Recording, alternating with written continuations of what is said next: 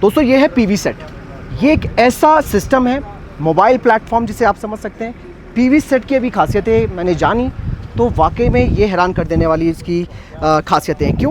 क्योंकि एक ऐसा व्हीकल है जो कि स्पेशली कम्युनिकेशन प्रोवाइड कराता है, वो भी सिक्योर कम्युनिकेशन। मतलब ये कि हो सकता है कि इसमें इंक्रिप्टेड कम्युनिकेशन हो सके, और इस प्लेटफॉर्म का इस्तेमाल स्पेशली मिलिट्री पर्पज़ के लिए किया जाता है, जिसके पीछे का रीज़न साफ है कि ताकि बैटलफील्ड एरिया में जानकारी किसी को पास ऑन ना हो पाए। और इस वाहन की जो खासियत अभी तक मैंने जानी कि जो अलग अलग हमारे कमांड सेंटर्स हैं वहाँ पर ये कनेक्ट होता है, और एक रियल टाइम की जो जानकारी है विदाउट इंटरप्शन और विदाउट जिसे कह सकते हैं कि हैकिंग और स्पूफिंग की जो इश्यूज़ आते हैं उनसे दरकिनार रहते हुए ये पूरा सिस्टम काम करता है। तो जिस तरीके से आज की डेट में secure communication is very important, ताकि दुश्मन तक हमारी खबर ना पहुंच सके, ऐसे में ये जो सिस्टम है जो व्हीकल बेस्ड है वो काम आता है। और भारतीय सेना लेटेस्ट इक्विपमेंट्स का इस्तेमाल कर रही है देश के अंदर, जो बताता है कि भारतीय सेना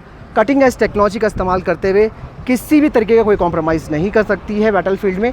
जहाँ तक पॉसिबल हो सकता है उतनी एडवांस टेक्नोलॉजी को इंडियन आर्मी शामिल कर रही है। तो यही मॉडर्नाइजेशन कहते हैं, इसे ही मॉडर्नाइजेशन प्लान का हिस्सा कहते हैं। और जहाँ एक वक्त ऐसा होता था कि कम्युनिकेशन करने के लिए कई तरीके के इक्विपमेंट्स का इस्तेमाल होता था, कुछ मैनुअली भी होता था, डेटा लीक हो जाता था, लेकिन ये सिस्टम फुल प्रूफ है।